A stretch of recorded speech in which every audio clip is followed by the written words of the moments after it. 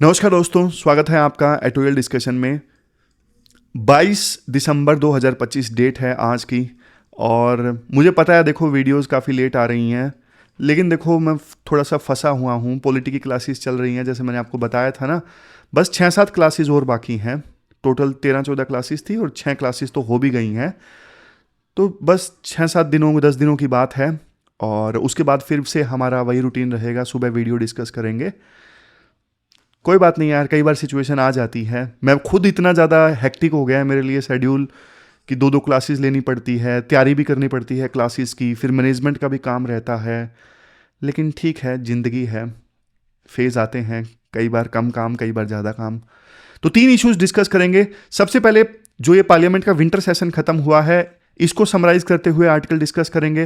प्रधानमंत्री मोदी की 3 देशों की यात्रा, इससे संबंधित आर्टिकल है। फिर चाइना पोल्यूशन को कम कर पाया, इंडिया नहीं कर पाया। ये क्वेश्चन तो देखो इंटरव्यू में भी पूछा है, इंटरव्यू चल रहे हैं ना अभी। तो यूपीएससी के एक बोर्ड में ना 2-3 बार ये क्वेश्चन पूछा है कि चाइना से क्या लेसन सीख सकते हैं इंडिया वाले पोल्यूशन कम करने में। वो कर पाए, हम क्यों नहीं कर पाए। तो आज आर्टिकल से उन क्वेश्चंस का आंसर मिल जाएगा। चलिए डिस्कशन स्टार्ट करते हैं। आज के डिस्कशन में फर्स्ट इंपोर्टेंट आर्टिकल पार्लियामेंट के विंटर सेशन के खत्म होने के बारे में है। तो जैसा कि देखो कमेंट बॉक्स में बहुत सारे लोगों ने बोला था कि सर वही स्लाइड्स यूज़ कीजिए जो हैंड रिटन जैसी लगती हैं। तो देखो ये भी स्लाइड्स हैं, वो भी हैं, जो आपको अच्छा लगे। मैं तो आपके अनुसार चलने वाला पर्सन हूँ यार, जो आपको अच्छा लगे। हम इसी से डिस्कस कर लेते हैं जो हैंड रिटन वाली दिखती हैं। तो इस आर्टिकल में ना हम ये सारी चीज़ें डिस्कस करेंगे। सबसे पहले हम लेजिस्लेटिव बिजनेस की बात करेंगे, यानी इस विंटर सेशन में कौन से जो 8 बड़े कानून हैं वो पास हुए हैं। फिर हम ये भी बात करेंगे कि किन चीज़ों को लेकर कंट्रोवर्सी पैदा हुई विंटर सेशन के दौरान। वंदे मातरम और इलेक्टोरल रिफॉर्म पे लंबी चर्चा हुई, उसका हम एनालिसिस करेंगे। और सबसे लास्ट में हम टी डिप्लोमेसी की भी बात करेंगे। तो सबसे पहले देखो डेटा से शुरुआत करते हैं। पार्लियामेंट के इस विंटर सेशन में ना जो अभी खत्म हुआ है, ये विंटर सेशन सिर्फ 15 सीटिंग्स का था, बहुत ही छोटा। मैं ना आपको एक कंटेक्स्ट दे देता हूं। देखो जब देश आजाद हुआ था ना, तो एक साल में ना 160-165 दिनों के लिए पार्लियामेंट मिलती थी। इतनी ज्यादा सीटिंग्स होती थी पार्लियामेंट की एक साल में। लेकिन अब आज के समय में ना ये समय आ चुका है कि पूरे साल में सिर्फ 60-65 दिनों के लिए पार्लियामेंट की मीटिंग्स होती हैं। अब देखो पार्लियामेंट की सीटिंग्स का कम होना, ये पार्लियामेंट के डिक्लाइन को दिखाता है। पार्लियामेंट का काम देखो सिर्फ कानून बनाना नहीं है, ये तो चलो एक काम है, सबसे मेन काम है। पार्लियामेंट का एक काम एग्जीक्यूटिव की अथॉरिटी को ओवरसाइट भी तो करना है, सरकार से क्वेश्चन पूछना, सरकार की जवाबदेही तय करना, यह भी तो पार्लियामेंट का काम है ना। क्वेश्चन आवर, जीरो आवर, इनके थ्रू जो पार्लियामेंट होती है सरकार की अकाउंटेबिलिटी फिक्स करती है। समझ गए। तो 15 सीटिंग्स रही पार्लियामेंट की इस विंटर सेशन में, और 10 बिल इंट्रोड्यूस हुए और 8 पास हो गए। तो ये परफॉर्मेंस कार्ड रहा विंटर सेशन में पार्लियामेंट का। देखो आप एक चीज याद रखना, एफिशिएंसी होना काफी नहीं है। मतलब कितने बिल आपने पास किए वो मैटर नहीं करता है।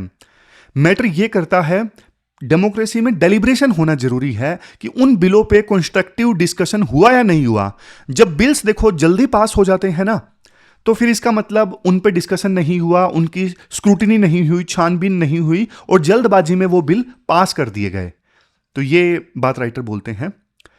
तो कुछ बिल्स की हम बात करते हैं। जैसे सबसे पहले देखो, सबसे पहले इंश्योरेंस सेक्टर में रिफॉर्म लाने के लिए जो बिल आया है, इसके लिए सरकार जो बिल लेके आई है उसका नाम है सबका बीमा सबकी रक्षा बिल।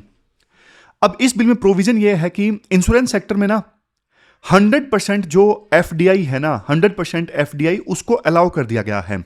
एफडीआई मतलब जब देखो बाहर की कंपनीज इंडिया में इन्वेस्ट करती हैं, अब इससे होगा ये 100% एफडीआई इंश्योरेंस कंपनीज में अलाउ होगा ना, मतलब इंश्योरेंस सेक्टर में, इससे कैपिटल बढ़ेगा।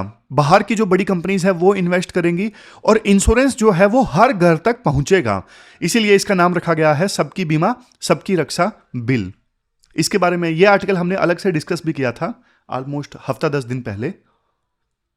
समझ गए। और इसका नाम सबकी बीमा सबकी रक्षा, ये भी एक पॉइंट ऑफ डिबेट हो गया कि इसका नाम ये क्यों रखा है, वो सारी चीज़ें। फिर देखो न्यूक्लियर पावर बूस्ट।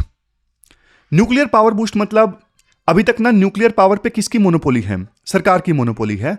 मतलब न्यूक्लियर एनर्जी का क्षेत्र सिर्फ सरकार के कंट्रोल में था, लेकिन अब प्राइवेट प्लेयर्स भी इसमें आ सकते हैं। गवर्नमेंट ने इसके लिए जो सप्लायर लायबिलिटी है उसे भी कम कर दिया है। सप्लायर मतलब वो लोग जो न्यूक्लियर पावर प्लांट से संबंधित इक्विपमेंट्स को सप्लाई कर रहे हैं।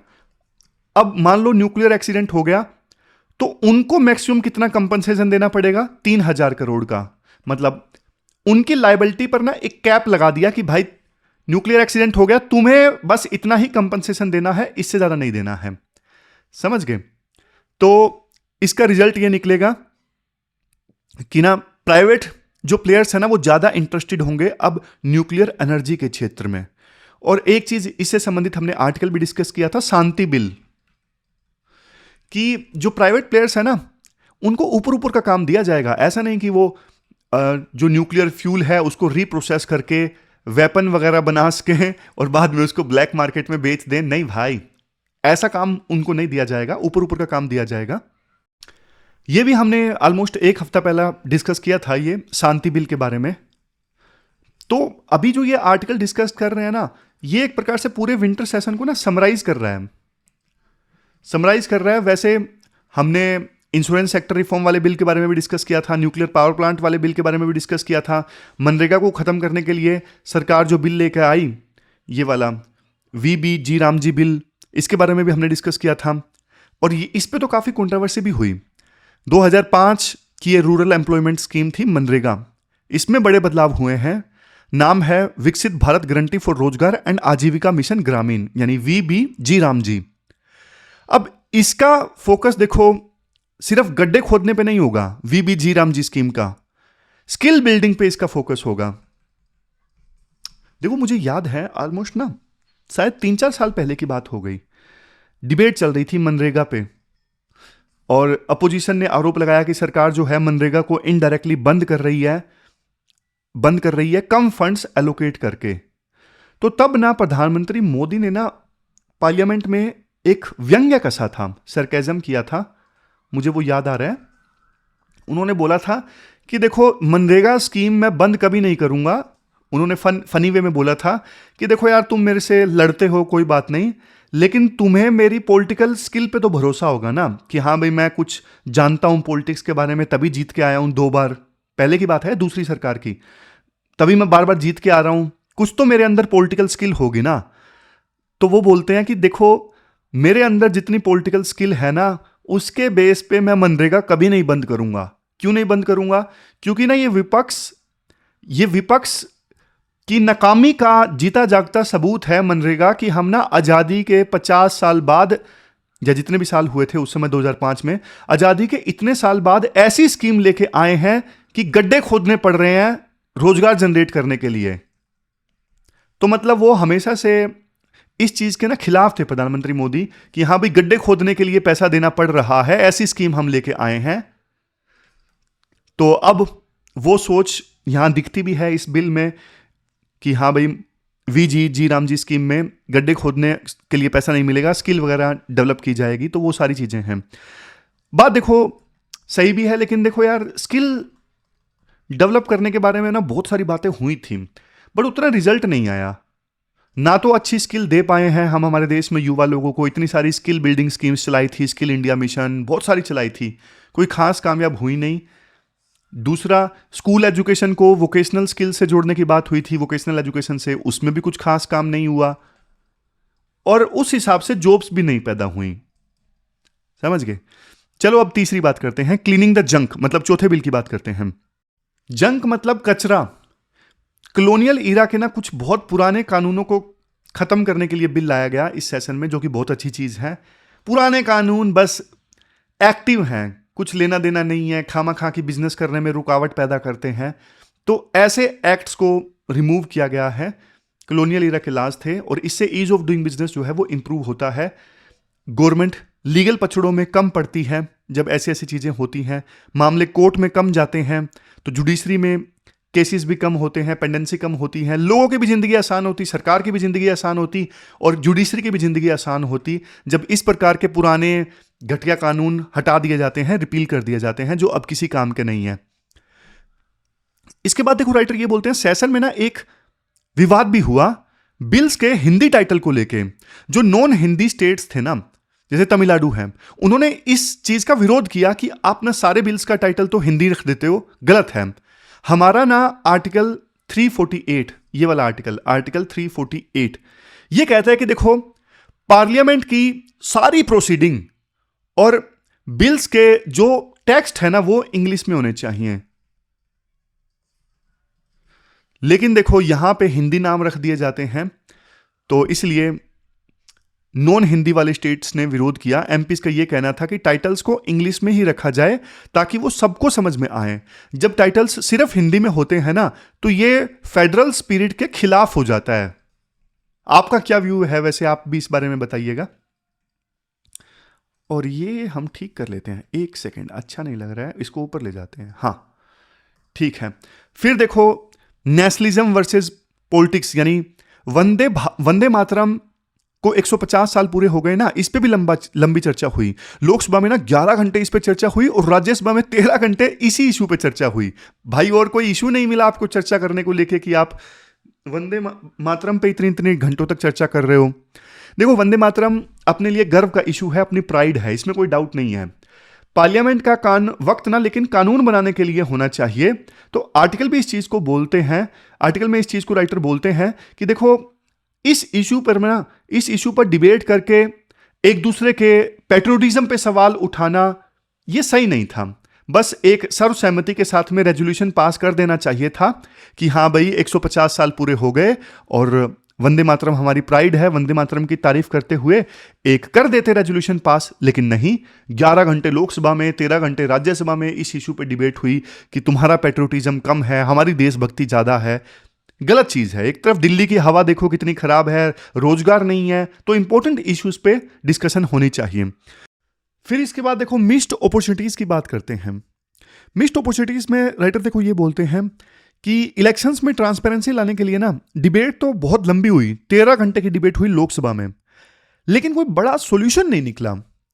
प्रॉब्लम पता क्या है, दोनों बड़ी पार्टीज ने है, बीजेपी एक तरफ और दूसरी तरफ कांग्रेस, दोनों ही ना बिल्कुल क्लोज माइंडेड अप्रोच अपना रही हैं। चाहे वो इलेक्टोरल बॉन्ड का इशू हो या फिर इलेक्शन कमीशन की न्यूट्रलिटी का इशू हो, दोनों पार्टीज ना सिर्फ अपने फायदे की सोच रही हैं कि हाँ किस इशू पे उन्हें ज्यादा फुटेज मिलेगी।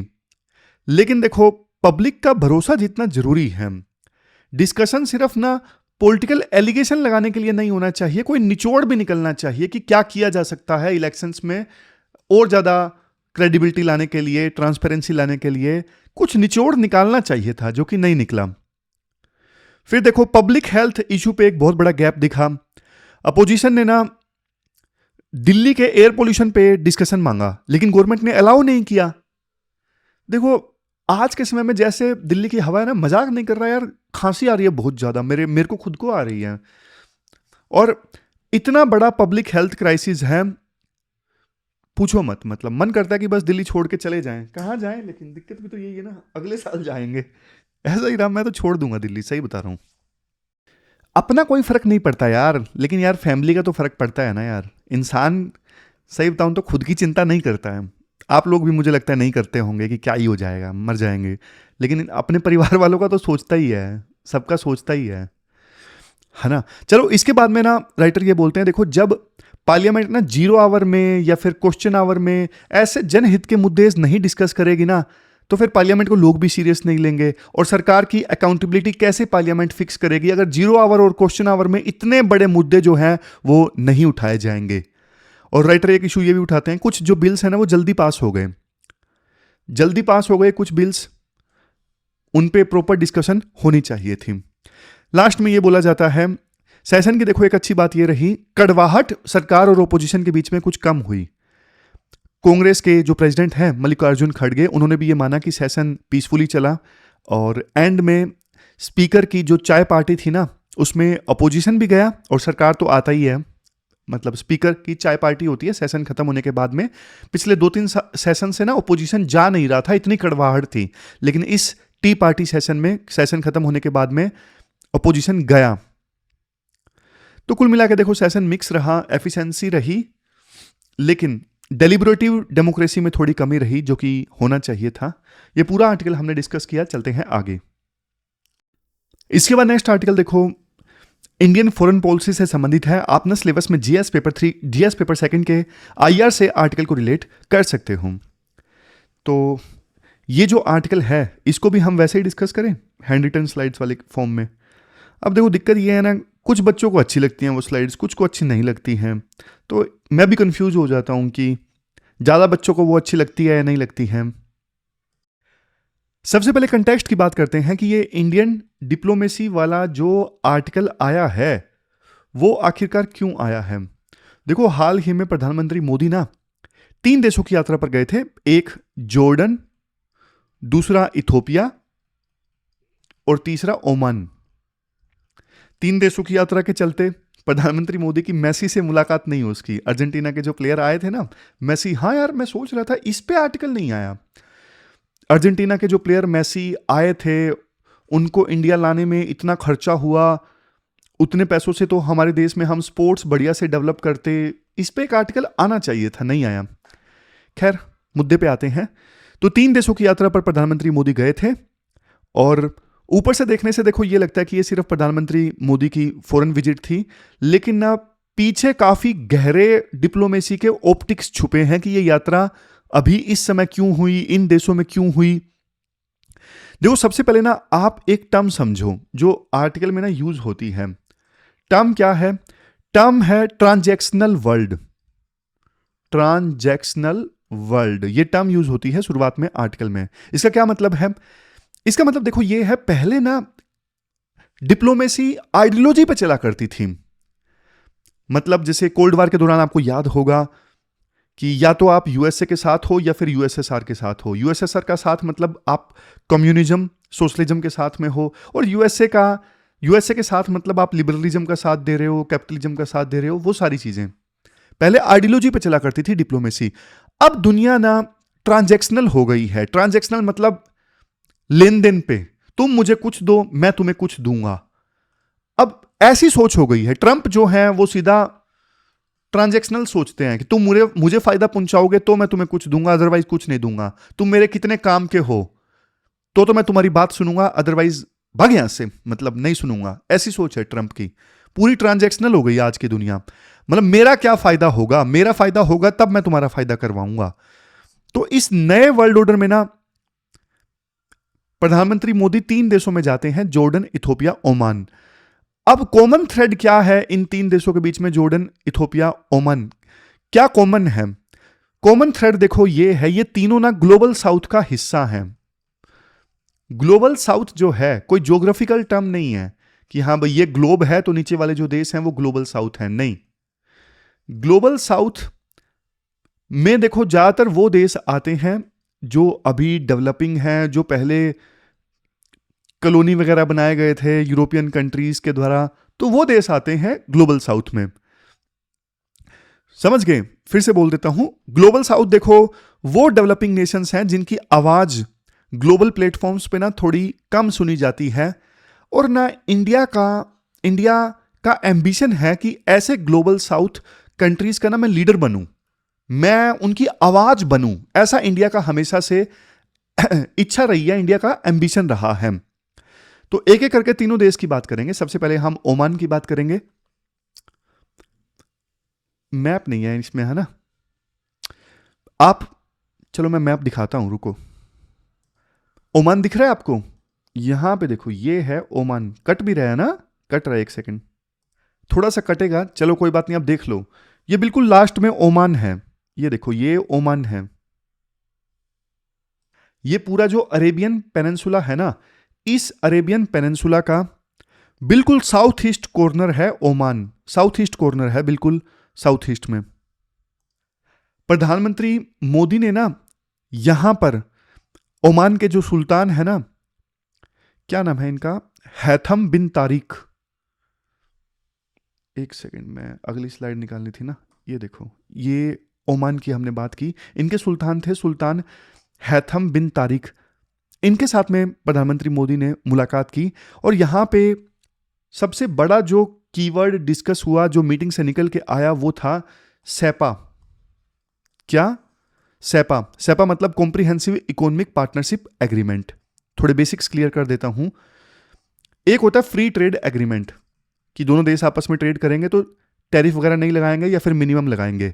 लेकिन जो फ्री ट्रेड एग्रीमेंट होता है वो गुड्स पर टैक्स कम करता है, सामान जो होता है ना सिर्फ उस पर टैक्स कम करता है।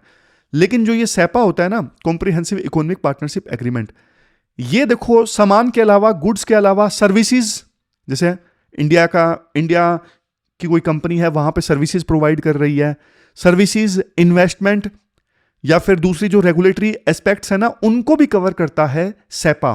तो ये सेपा और एफटीए में ना, फ्री ट्रेड एग्रीमेंट में और सेपा में फर्क है। एफटीए सिर्फ गुड्स पे टैक्स कम करता है, सामान पे, लेकिन सेपा में दूसरी चीजें भी होती हैं, सर्विसेज भी इंक्लूड होती हैं, इसके अलावा इन्वेस्टमेंट भी इंक्लूड होते हैं, ये सब इंक्लूड होता है। तो ओमान के साथ में ना इंडिया का ट्रेड जो है पिछले कुछ सालों में ना डबल हो गया है, 2 गुना हो गया है। फिगर याद रखना, $10 बिलियन हो गया है, बढ़ के, डबल होके। लेकिन पूरी पिक्चर और भी ज्यादा पॉजिटिव है।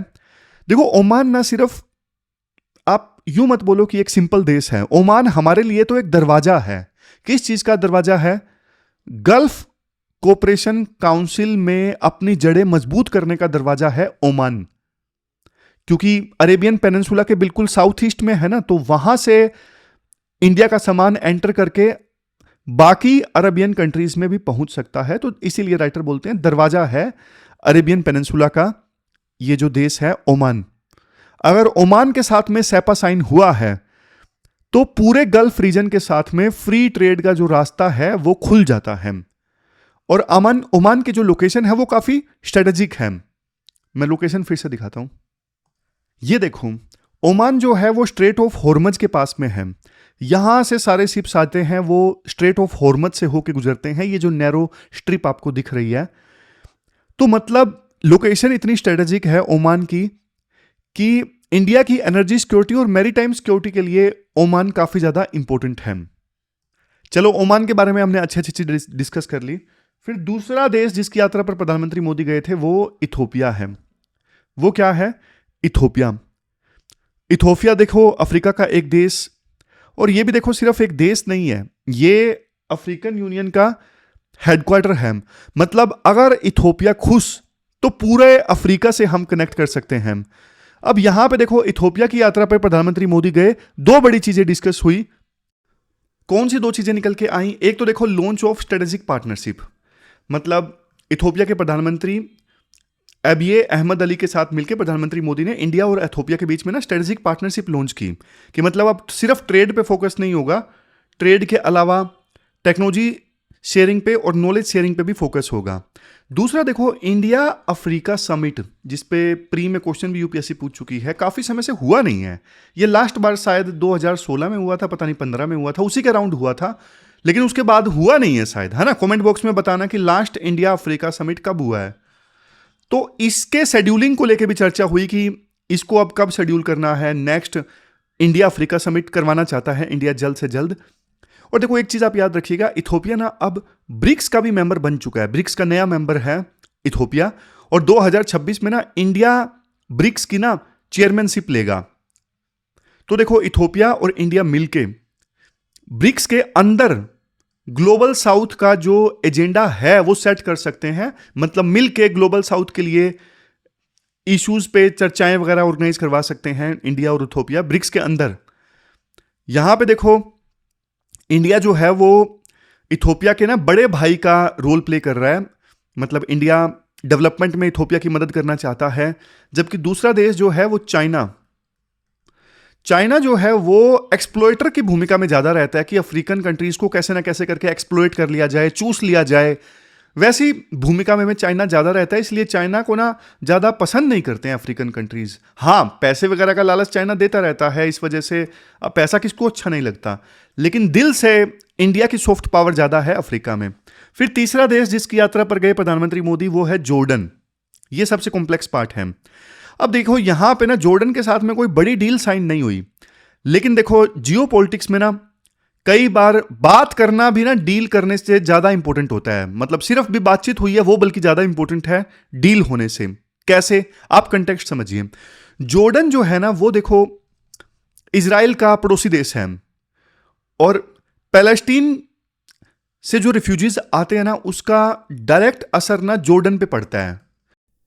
और मुस्लिम कंट्री होने के नाते जो जॉर्डन है उसका पूरी तरह से सपोर्ट पैलेस्टीन के अलग देश बनने में है। इंडिया का इंटरेस्ट देखो इसलिए है जॉर्डन में, एक ना कॉरिडोर अनाउंस हुआ था, India middle east Europe economic corridor, India middle east Europe economic corridor.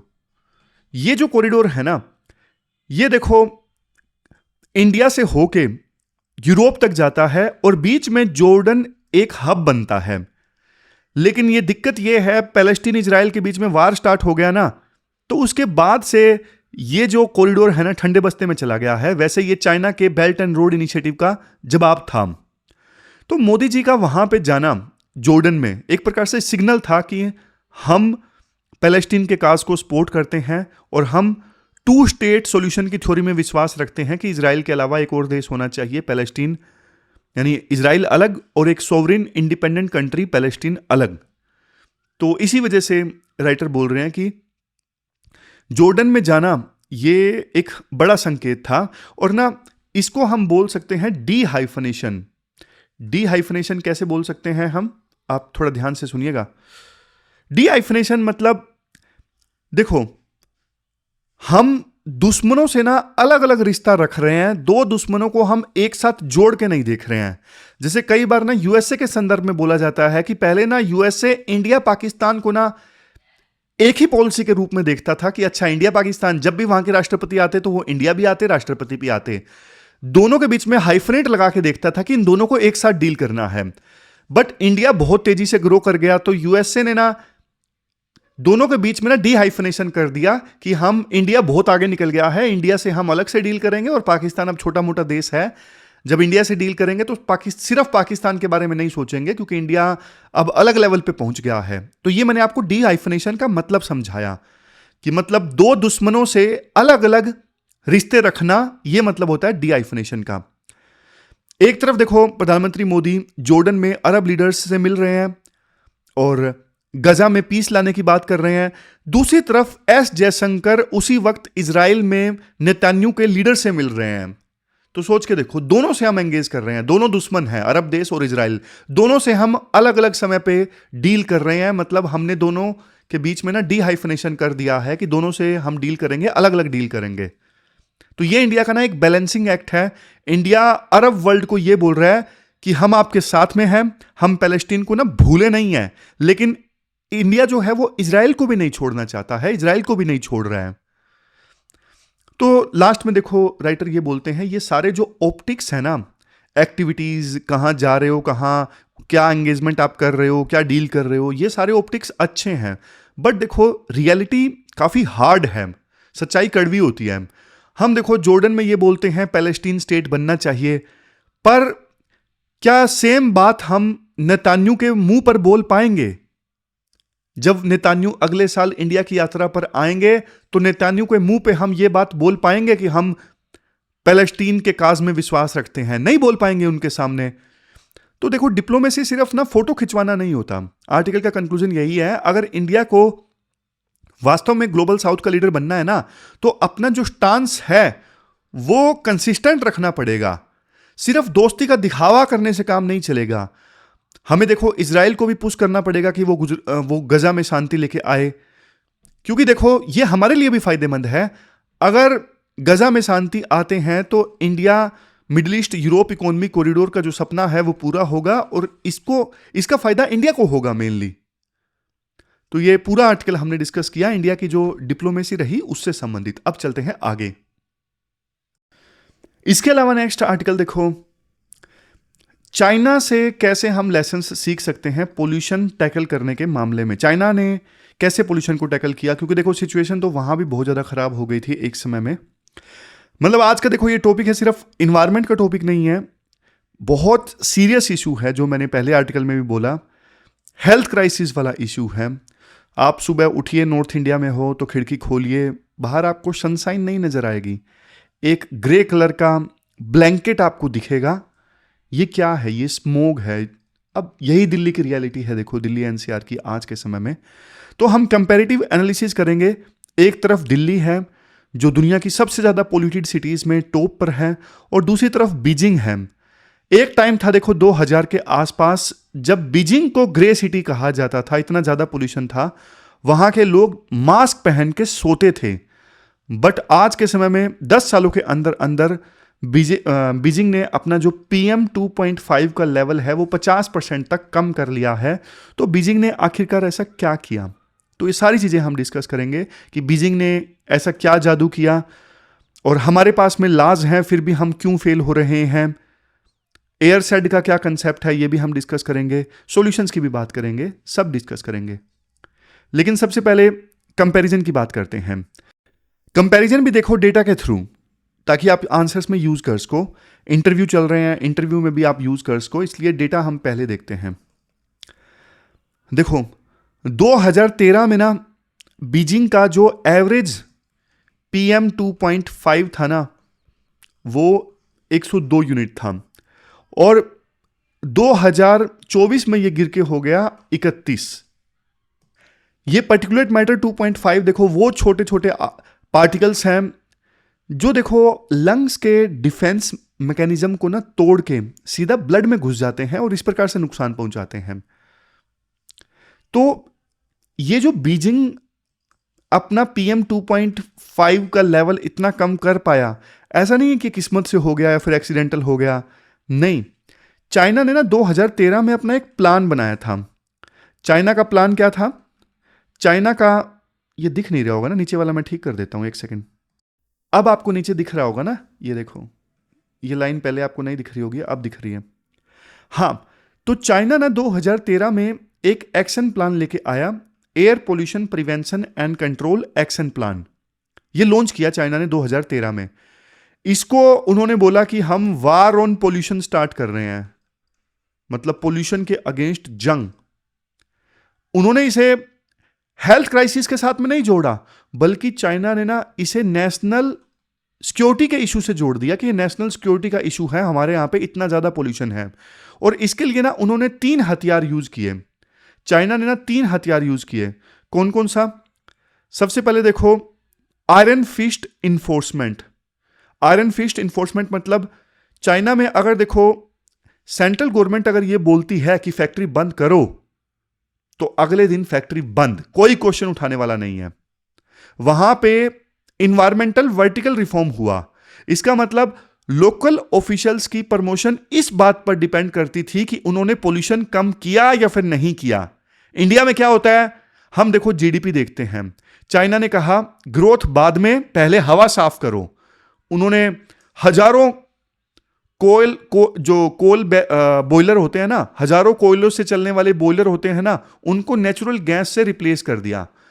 हमारे देश में आप इतना स्ट्रिक्ट स्टेप्स देख पा रहे हो? नहीं देख पा रहे। तो पहली चीज चाइना ने ये की। फिर दूसरी चीज चाइना क्या लेके आया? Air said strategy. क्या लेके आया? Air said strategy. आप इस कंसेप्ट को ध्यान से सुनिएगा। देखो हवा ना बॉर्डर नहीं देखती है कि ये इंडिया का बॉर्डर है या फिर चाइना का बॉर्डर है, पाकिस्तान का बॉर्डर है। अगर देखो हरियाणा में पराली यानी स्टबल जलेगी तो धुआं दिल्ली में आएगा, आप रोक नहीं सकते हवा को। अब चाइना ने यह समझ लिया था, तो उन्होंने ना बीजिंग, तियानजिन और हेबेई, बीजिंग, तियानजिन और हेबेई, ये जो तीनों सिटीज थे ना, इन तीनों को ना एक यूनिफाइड एयर सेड माना। ये माना कि तीनों जो है एक यूनिफाइड एयर सेड का पार्ट है, मतलब तीनों एरिया के लिए जो रूल्स होंगे वो सेम होंगे। अगर देखो चाइना ऐसा नहीं करता तो फिर क्या होता? बीजिंग में स्ट्रिक्ट रूल्स होते और बाकी जगह स्ट्रिक्ट रूल्स नहीं होते, तो तियानजिन की खराब हवा, हेबेई की खराब हवा बीजिंग में आती। लेकिन चाइना ने समझदारी वगैरह वाला स्टेप्स लिया कि तीनों एक ही एयर सेड का पार्ट्स हैं, रूल स्ट्रिक्ट होंगे तो तीनों शहरों में होंगे, ऐसा नहीं कि बीजिंग में किए और बगल वाले शहरों में नहीं किए। और इसके लिए उन्होंने ना एक रीजनल कोऑर्डिनेशन मैकेनिज्म तैयार किया कि तीनों जो सिटीज है ना आपस में कोऑपरेट करेंगी स्ट्रिक्ट रूल्स इंप्लीमेंट करने के लिए। समझ रहे हो? तो ये दूसरी स्ट्रेटेजी उन्होंने खेली। फिर देखो तीसरा काम उन्होंने जानते हो क्या किया? तीसरा काम उन्होंने ना दुनिया का सबसे dense real time monitoring system बनाया। मतलब डेटा छुपाया नहीं जैसे इंडिया में हो रहा है। मुझे तो हंसी आई, आपको भी हंसी आएगी। दिल्ली में ना एयर क्वालिटी मॉनिटर करने के लिए ना एक स्टेशन लगा हुआ है जो ना एयर क्वालिटी का डेटा देता है कि यहाँ AQI कितना है। तो ना उस AQI स्टेशन के चारों ओर ना ट्रक घूम रहे थे। मान लो ये AQI का स्टेशन है, AQI मेजर करने के लिए उसके चारों ओर ट्रक चक्कर काट रहे थे और पानी का छिड़काव कर रहे थे। जानते हो क्यों? क्योंकि उस AQI को मेजर करने के लिए जो यंत्र वहां पे लगे हुए हैं ना, तो वो यंत्र अपने आसपास देखेंगे और देखेंगे कि वहां पे पानी का छिड़काव है तो AQI जो है मशीन में कम दिखेगा और वही डेटा सरकार पब्लिक में रिलीज कर देगी और बोलेगी कि देखो AQI तो कम है। तो ऐसे जुगाड़ सरकार कर रही है। मतलब क्या जनता को बिल्कुल ही बेवकूफ समझ रखा है। तो real time monitoring system China ने लगाया, डेटा को उन्होंने छुपाया नहीं, पब्लिक किया। प्लस में देखो इलेक्ट्रिक व्हीकल्स पे ना बहुत ज्यादा सब्सिडी दी। आज देखो चाइना ना EV मार्केट का लीडर है और ये हवा में नहीं हुआ। ये देखो पोल्यूशन कंट्रोल का साइड इफेक्ट था।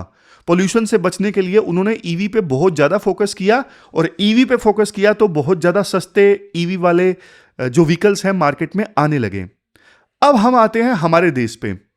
हमारे देश में आते हैं। देखो ऐसा नहीं है कि इंडिया के पास में ना कानून नहीं है। हमारे पास सबसे इंपॉर्टेंट तो आर्टिकल 21 है, राइट टू लाइफ है, जिसमें राइट टू क्लीन इन्वायरमेंट आता है। हमारे पास में स्ट्रॉन्ग स्टैट्यूटरी फ्रेमवर्क है, बहुत सारे कानून पार्लियामेंट ने बनाए हैं, जैसे air prevention and control of pollution act 1981 है, इन्वायरमेंटल प्रोटेक्शन एक्ट 1986 भी है, मोटर व्हीकल एक्ट है। बहुत सारे रिसेंट इनिशिएटिव्स भी हैं जैसे NCAP यानी national clean air programme, GRAP है। ग्रैप मतलब graded response action plan. Air quality index में कितना नंबर है उसके हिसाब से ग्रैप की स्टेजेस लागू हो जाती हैं, ग्रैप 3, ग्रैप 4। इसके अलावा commission for air quality management है। मतलब बहुत सारी बॉडीज, बहुत सारे कानून है। तो आप पूछोगे सर फिर प्रॉब्लम कहाँ है? देखो प्रॉब्लम यह है कि प्रॉब्लम हमारी इंटेंट में नहीं है, प्रॉब्लम इंप्लीमेंटेशन में है और कोहेरेंस में है। हमारा अप्रोच ना फायर फाइटिंग वाला है। फायर फाइटिंग वाला मतलब जब अक्टूबर नवंबर में पोल्यूशन बढ़ता है ना तो हम सीरियस होते हैं, हम ग्रैप लागू कर देते हैं कि इतना ज्यादा पोल्यूशन बढ़ गया है, ये बंद कर दो, वो बंद कर दो, कंस्ट्रक्शन बंद कर दो, स्कूल बंद कर दो। ये तो देखो वही बात हुई कि एग्जाम की रात को आपने ना पढ़ाई चालू कर दी। चाइना ने ना लॉन्ग टर्म प्लानिंग की। ऐसा नहीं कि चाइना जो था एक ही सीजन में पोल्यूशन से लड़ने के लिए कदम उठा था। हम सीजनल प्लानिंग करते हैं, हम पूरे साल की प्लानिंग नहीं करते, हम एवरग्रीन प्लानिंग नहीं करते, परमानेंट प्लानिंग नहीं करते। और दूसरा देखो हम ना इस प्रॉब्लम को फ्रेगमेंटेड ढंग से टैकल करने की कोशिश कर रहे हैं। दिल्ली में पावर आपको पता है डिवाइडेड है, central government, Delhi state government, MCD, बगल के स्टेट्स में पंजाब हरियाणा में अलग सरकारें हैं। तो सबके बीच में कोऑर्डिनेशन के लिए ना एक बॉडी बनाई थी, CAQM। लेकिन देखो ये टूथलेस टाइगर बन के रह गया, क्योंकि देखो इस बॉडी के जो ऑर्डर्स है ना उसको साथ वाले जो स्टेट्स है ना पंजाब हरियाणा वो सीरियसली फॉलो करते नहीं है, क्योंकि पॉलिटिकल स्टेक्स हाई नहीं होते। बगल वाले राज्यों में जो जनता है उन्हें कोई खास फर्क पड़ नहीं रहा है, सरकार भी उतनी सीरियस नहीं है। तो ये दिक्कत है। इंस्टीट्यूशनल मैकेनिज्म भी बहुत ज़्यादा वीक है। हमारे जो पोल्यूशन कंट्रोल बोर्ड हैं, हमारे पोल्यूशन कंट्रोल बोर्ड जो है वो कुछ काम के नहीं है। उनके पास में स्टाफ ही नहीं है। डेटा ये बोलता है कि वो बोर्ड जो है पोल्यूशन कंट्रोल बोर्ड लगातार अंडर फंडेड और अंडर स्टाफ्ड है। चाइना की एजेंसीज के पास में ना, चाइना की पोल्यूशन वाली एजेंसीज के पास में पुलिस जैसी पावर्स थी। हमारे बोर्ड सिर्फ ना, हमारे पोल्यूशन कंट्रोल बोर्ड सिर्फ नोटिस भेजते हैं, इसके अलावा कुछ कर ही नहीं पाते। फिर देखो कुछ फेल्ड एक्सपेरिमेंट का भी जिक्र है आर्टिकल में। फेल्ड एक्सपेरिमेंट मतलब हमने ना कुछ एक्सपेरिमेंट किए, जैसे दिल्ली में ना बवाना इंडस्ट्रियल प्रोजेक्ट का जिक्र है। दिल्ली ने ना इंडस्ट्रीज को शहर से बाहर बवाना भेजा। अब देखो आइडिया अच्छा था कि बवाना में आउटर एरिया में सारी इंडस्ट्रीज होंगी, पर वहां पे देखो वेस्ट मैनेजमेंट और इंफ्रास्ट्रक्चर ना बहुत पुअर रह गया। लोग ना वहां पे बवाना में इलीगल तरीके से वेस्ट जलाने लगे, और इसी प्रकार से आज के समय में पोल्यूशन कंट्रोल सर्टिफिकेट जो हैं गाड़ी के वो फर्जी बन जाते हैं। तो मतलब करप्शन जो है पूरे सिस्टम को ना खा रहा है, ये दिक्कत है। अब देखो कंक्लूजन पे आते हैं कि इंडिया क्या कर सकता है। देखो, हम चाइना के पॉलिटिकल सिस्टम की कॉपी तो नहीं कर सकते, वो पावरफुल सेंट्रल गवर्नमेंट है चाइना में, हमारे यहां पे डेमोक्रेसी है, सीधी सी बात है। लेकिन जो कुछ इंप्लीमेंट करने वाली चीजें हैं ना, कुछ प्रिंसिपल्स हैं, वो हम अडॉप्ट कर सकते हैं। जैसे सबसे पहली चीज, mission mode strategy. Air pollution को ना अब पब्लिक हेल्थ इमरजेंसी घोषित करना पड़ेगा, कोविड की तरह। जैसे देखो हमने ना पोलियो या फिर कोविड से लड़ाई लड़ी ना, वैसे ही पोल्यूशन से हमें लड़ना पड़ेगा। और इसके लिए ना पॉलिटिकल विल चाहिए। आप सिर्फ इलेक्शन के बारे में मत सोचो, बल्कि ऑल इंडिया मतलब ऑल पार्टीज का सेशन होना चाहिए कि इस बीमारी से कैसे निपटा जाए। लेकिन पॉलिटिकल पार्टी सिर्फ इलेक्शन का सोचती हैं, उन्हें मतलब ही नहीं है कि शहर में छोटे बच्चे रहते हैं, बुजुर्ग रहते हैं। फिर नेक्स्ट है, हम भी देखो एयर शेड वाली जो अप्रोच है ना वो अडॉप्ट कर सकते हैं। दिल्ली एनसीआर को ना एक सिंगल यूनिट की तरह आप डील करो, जैसे चाइना ने किया ना, वैसे ही हम यूपी, हरियाणा, पंजाब, दिल्ली सब में यूनिफॉर्म पॉलिसी होनी चाहिए। फिर है ट्रांजिशन टू क्लीन एनर्जी, मतलब सिर्फ बातें नहीं, आपको ना एक्शन चाहिए। कोल फायर्ड पावर प्लांट्स को आपको रिप्लेस करना पड़ेगा, और इसे रिप्लेस करके रिन्यूएबल एनर्जी पे आपको फोकस करना पड़ेगा। जैसे बीजिंग ने, चाइना के शहर बीजिंग ने कोल पावर प्लांट्स को बाहर फेंक दिया ना, हमें भी एनर्जी एफिशिएंसी स्टैंडर्ड्स बढ़ाने होंगे। फिर नेक्स्ट है पब्लिक ट्रांसपोर्ट। दिल्ली में प्राइवेट गाड़ियां देखो बढ़ रही हैं, चाइना ने ना पब्लिक ट्रांसपोर्ट इतना स्ट्रॉन्ग कर दिया कि लोग ना कार छोड़ने लगे। हमें भी ना लास्ट माइल कनेक्टिविटी और बस के जो फ्लीट्स है ना उनको बहुत तेजी से बड़ी संख्या में इंक्रीज करना होगा। फिर नेक्स्ट इंडस्ट्री से रिलेटेड पॉइंट है कि देखो सिर्फ इंडस्ट्रीज को रीलोकेशन करने से काम नहीं चलेगा। इंडस्ट्रियल जोन्स जो हैं, जहां पे इंडस्ट्रीज हैं, वहां पे रियल टाइम बेसिस पे मॉनिटरिंग होनी चाहिए कि इंडस्ट्रीज से धुआं ज्यादा तो नहीं निकल रहा है। तो ये सारे काम ना सरकार को करने पड़ेंगे, और जो एक्ट्स में प्रोविजंस हैं उनको इंप्लीमेंट भी करना पड़ेगा, और इसके लिए आपको पॉलिटिकल विल चाहिए। तो ये पूरा आर्टिकल हमने डिस्कस किया। लास्ट में क्वेश्चन देख लेते हैं जो आपको अटेम्प्ट करना है। तो ये देखो क्वेश्चन आपको अटेम्प्ट करना है। अभी जो चाइना वाला आर्टिकल डिस्कस किया ना, उसी से संबंधित ये क्वेश्चन है, 15 मार्क्स का, और 250 वर्ड्स में आपको इस क्वेश्चन का आंसर देना है। तो ये थी हमारी आज की डिस्कशन। कल मिलते हैं फिर से एक नए डिस्कशन के साथ। तब तक आप अपना ध्यान रखिए, अच्छे से पढ़िए। Thank you very much for discussion.